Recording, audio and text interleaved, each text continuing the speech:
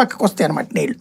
దాన్ని దృష్టిలో పెట్టుకుని జగన్మోహన్ రెడ్డి ఏం చేశాడంటే ఈ రాయలసీమ ఎత్తిపోతల పథకం పెట్టి దీని కింద ఏం చేస్తాడంటే 800 అడుగుల దగ్గరే నీళ్లు తీసేస్తాడు యువతలకి.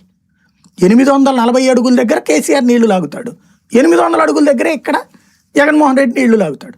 దానికి అనుగుణంగా తీసుకొచ్చింది రాయలసీమ ఎత్తిపోతల పథకం అనమాట. దాని దాదాపు 3,500 కోట్ల రూపాయలు. ఎక్కడ ఆర్భాటం లేదు, హడావిడి లేదు. ఇప్పుడు ఆలు లేదు, సూలు లేదు, అల్లుడి పేరు సోమలింగం అని చెప్పి బనకచర్ల ప్రాజెక్టు కట్టరని మనం ఆ రోజు డిబేట్లో కూడా చెప్పాను. వీళ్ళ వల్ల కాదు, అది 1,50,000-2 లక్షల కోట్లు అవుతుంది, కనీసం 20-30 ఏళ్ళు పడుతుంది. కేంద్ర ప్రభుత్వం దలుచుకుంటే నదుల అనుసంధాన ప్రాజెక్టులో భాగంగా కట్టాల్సిందే కానీ రాష్ట్ర ప్రభుత్వం వల్ల అయితే కాదు. కేవలం డ్రామా, భవిష్యత్తులో ఎవడన్నా కడితే మేమే మొదట అన్నామని పేరు చెప్పుకోవడానికి పనికొత్త తప్పించి ఏం లేదని ఆ రోజునే చెప్పాను నేను. ఆ తర్వాత బనకచర్ల కేంద్ర ప్రభుత్వం కూడా పొమ్మని మంది. ఇప్పుడు మళ్ళీ నల్లమల సాగర్ అంటూ ఇంకొక నాటకం ఆడుతున్నారు తప్పించి ఇక్కడ అంతా డిపిఆర్ కూడా ఏది డిపిఆర్ల పేరుతో ఎవడికో డబ్బులు ఇస్తారు, అంత మించి ఏమీ కావు. అవి అయ్యేవి కాదు, చచ్చేది కాదు. ఎందుకంటే నీటి హక్కు లేకుండా అది సాధ్యం కాదు. బట్ ఇక్కడేంటి ఆల్రెడీ ఉన్న దాంట్లో కూల్గా జరిగిపోయింది.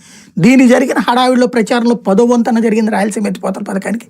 పైగా దాని మీద విషం చిమ్ముత పెద్దిరెడ్డి మనుషులకి ఇచ్చారు కాంట్రాక్టు, లేకపోతే కనుక అదేది దాంట్లో ఎన్జిటి పర్మిషన్ లేదు, సిడబ్ల్యూసి పర్మిషన్ లేదని బయటోడు ఎవడో కూసాడంటే అర్థం ఉంది. మన రాష్ట్రంలో ఉన్న రాజకీయ పార్టీలు కూసినాయి అంటే ఏమనాలి? వాళ్ళ నోట్లో ఏం పెట్టాలా ఖచ్చితంగా చెప్పాలంటే? ఎందుకంటే మన రాష్ట్రానికి ప్రయోజనం, మన రాయలసీమకి నీళ్ళు ఇచ్చేదానికి పర్మిషన్ లేదని వాగారంటే ఏం మాట్లాడాలి వాళ్ళని? ఆ లెక్కనైతే పులిచింతలకి పర్మిషన్ లేదు మొదట.